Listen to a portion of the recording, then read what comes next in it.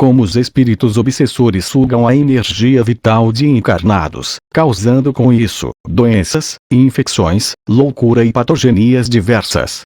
Textos extraídos da coleção Nosso Lar do Espírito André Luiz e psicografado por Chico Xavier, lançado em 1944 e modificado pela administração do canal Espiritismo e Ciência.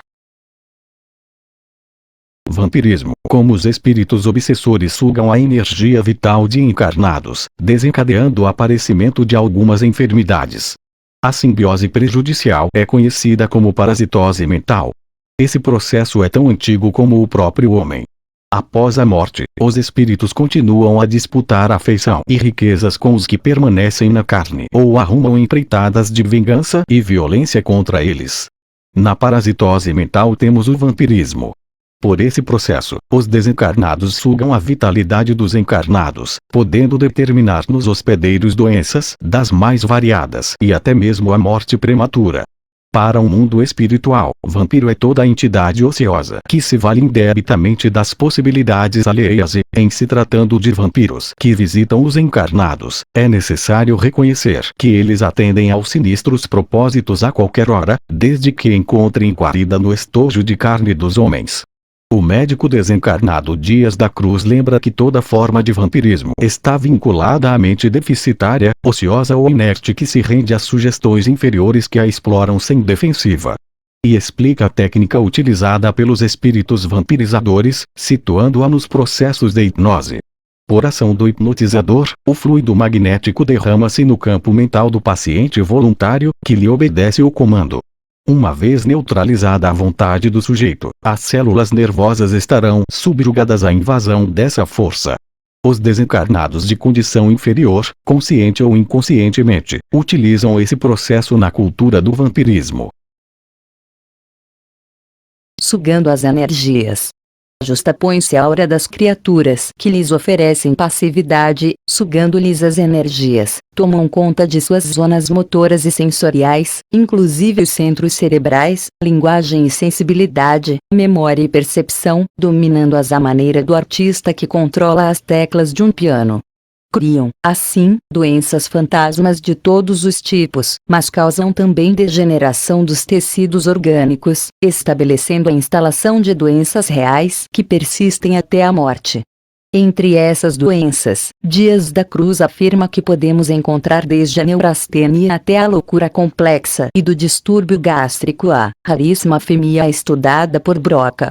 Relaciona ainda outras moléstias. Pelo ímã do pensamento doentio e descontrolado, o homem provoca sobre si a contaminação fluídica de entidades em desequilíbrio, capazes de conduzi-lo à escabiose e à ulceração, à dipsomania e à loucura, à cirrose e aos tumores benignos ou malignos de variada procedência, tanto quanto aos vícios que corroem a vida moral. Através do próprio pensamento desgovernado, pode fabricar para si mesmo as mais graves eclosões de alienação mental, como são as psicoses de angústia e ódio, vaidade e orgulho, usura e delinquência, desânimo e egocentrismo, impondo ao veículo orgânico processos patogênicos indefiníveis, que lhe favorecem a derrocada ou a morte. E nos domínios da mediunidade, André Luiz se refere a um caso interessante de um homem desencarnado e uma mulher encarnada que vivem em regime de escravidão mútua, nutrindo-se da emanação um do outro. Ela busca ajuda na sessão do trabalho desobsessivo, realizado por um centro espírita e, com o concurso de entidades abnegadas, consegue o afastamento momentâneo do espírito obsessor. Bastou, porém, que o espírito fosse retirado para que ela fosse procurar, reclamando sua presença. Há muitos casos em que o encarnado julga querer o reajustamento, porém, no íntimo, alimenta-se dos fluidos doentios do companheiro desencarnado e se apega a ele instintivamente.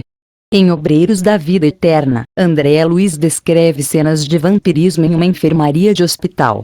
Entidades inferiores, retidas pelos próprios enfermos, em grande viciação da mente, postavam-se em leitos diversos, infligindo-lhes padecimentos atrozes, sugando-lhes vampirescamente preciosas forças, bem como atormentando-os e perseguindo-os, afirma. E confessa que os quadros lhe traziam grande mal-estar.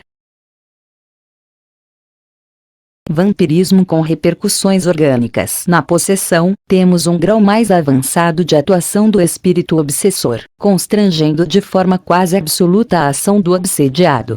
Kardec a compreendeu como uma substituição, posto que parcial, de um espírito errante a um encarnado.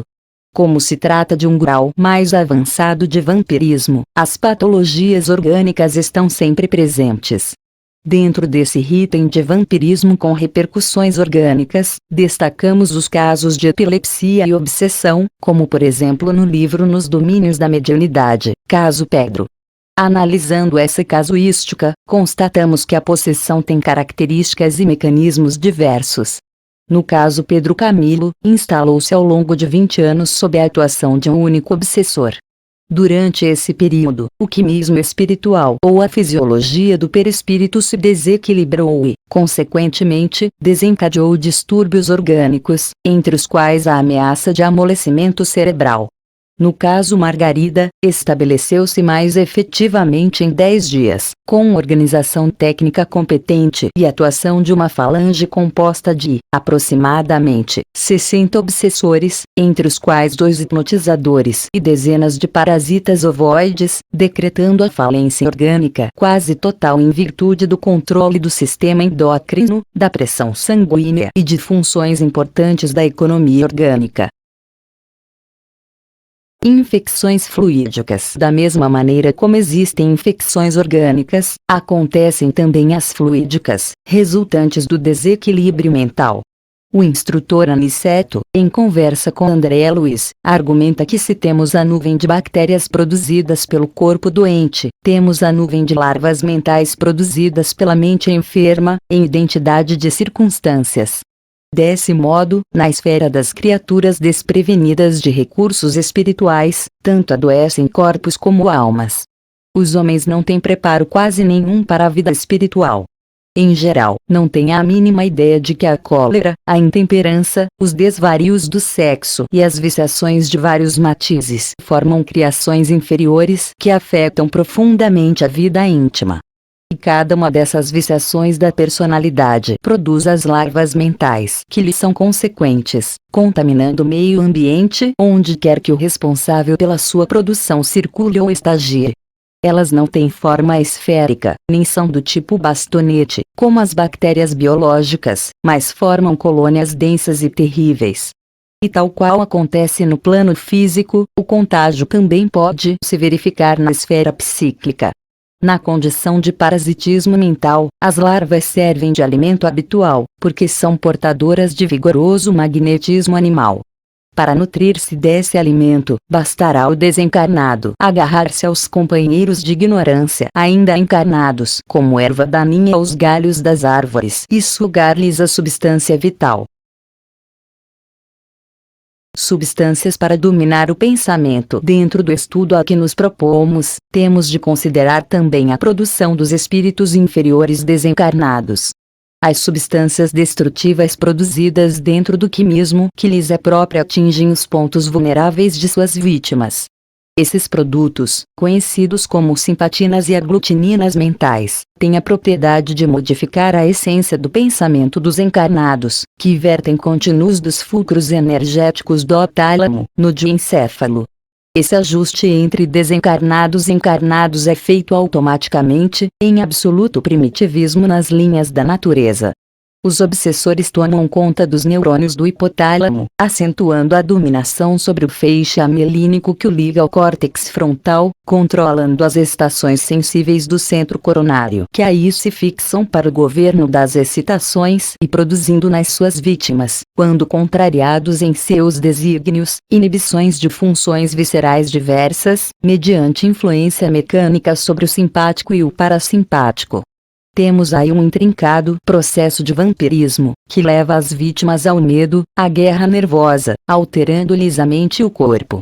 É possível compreender, assim, os casos de possessos relatados nos evangelhos, que se curaram de doenças físicas quando os espíritos inferiores que os subjugavam foram retirados pela ação curadora de nosso Mestre Jesus ou dos apóstolos. Por enquanto, os médicos estão às voltas com a extensa variedade de micro-organismos patogênicos que devem combater diuturnamente. Mas, no futuro, a medicina da alma absorverá a medicina do corpo. Poderemos, na atualidade da Terra, fornecer tratamento ao organismo de carne. Semelhante tarefa dignifica a missão do consolo, da instrução e do alívio, mas no que concerne à cura real, somos forçados a reconhecer que esta pertence exclusivamente ao homem-espírito.